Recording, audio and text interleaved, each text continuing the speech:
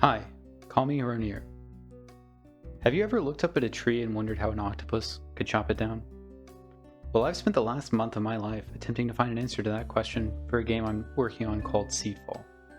Seedfall is a multiplayer, physics-based, open-world survival crafting game where you play as an octopus or a group of octopi that have landed on a planet. You get to decide what happens next. I'm going to go ahead and jump into a game that's running on my computer to show you what it's all about so far. So this is what Seedfall looks like right now. As you can see, all of the voxels in the game are 1/16 of a meter, so they're a little bit smaller than you might be used to in other voxel games. The player is also much shorter than in other games, so the player stands at about 12 blocks high, which is about 0.6 meters. And then aside from that, I'm doing something interesting with the rendering. So all the voxels are rendered using DDA, which is a rasterization algorithm. But the players and other things in the world that are not voxels are rendered using signed distance fields.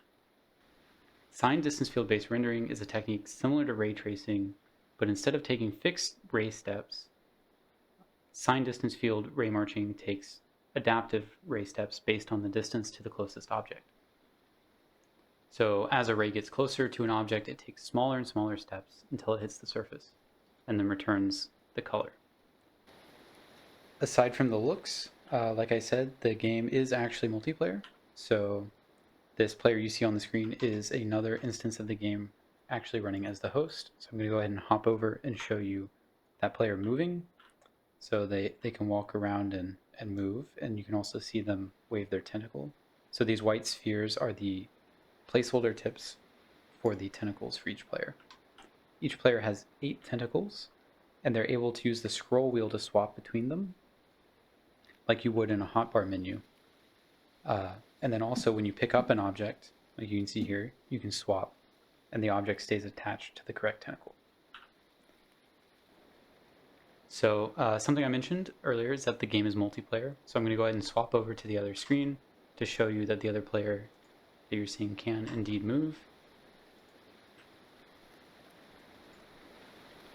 So you should be able to see the player can look around and walk back and forth. And if they look up and down, their eyes move. And then also, the other player is able to left click and right click to move their tentacles. Okay, now swapping back. So in many other voxel games and crafting games, what ends up happening is all of the interactions the player has with the world are done kind of magically. So the player crafts using a UI, they're able to break and place blocks by clicking on them, but I wanted to take a different approach. So instead, I'm trying to use physics for as many interactions as I can and avoid using UIs. So far in Seedfall, the player is able to pick up objects with each tentacle.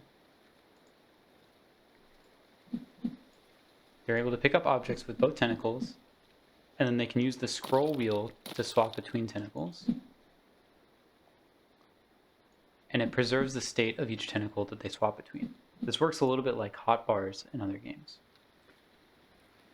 So when the player is holding objects, if they move them close together, if they move 2 objects close together, they're able to press E to merge the objects. This is my rudimentary answer to crafting. So you may be asking now, why would you combine a stick and a rock together? What does that do for you? And the answer is physics, again. So sticks give you leverage, but they're very bad at cutting things. While rocks are nice and heavy and they're sharp, so they're really good at cutting things, but they're enabled by having more leverage.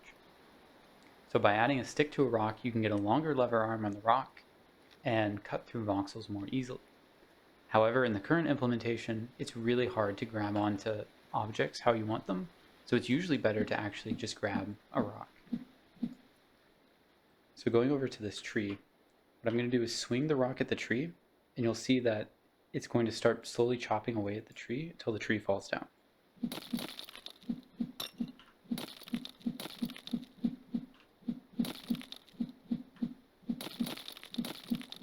All right, there we go. So the minute I broke that last voxel, it performs this algorithm called flood fill, and it checks all of the neighboring voxels on both ends of the tree and sees if they hit the terrain or if they hit open air.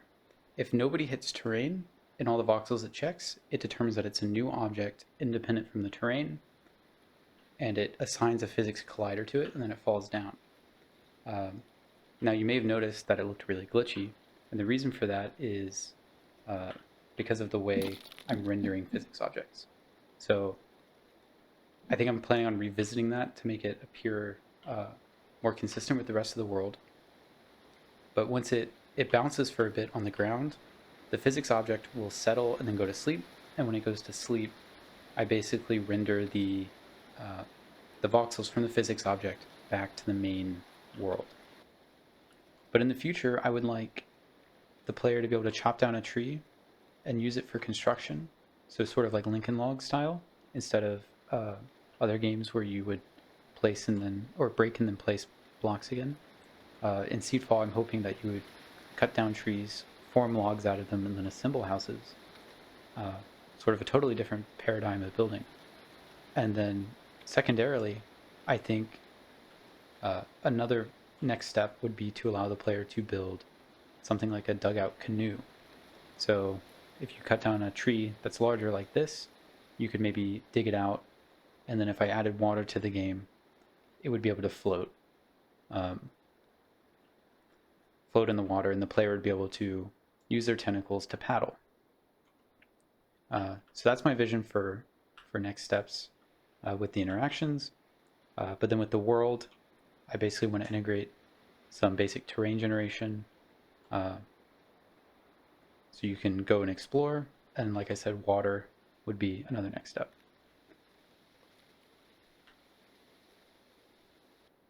But that's about all from me. Thank you for watching. If you liked the video, please like it. If you want to stay tuned for more updates, please subscribe. And I hope to see you next month.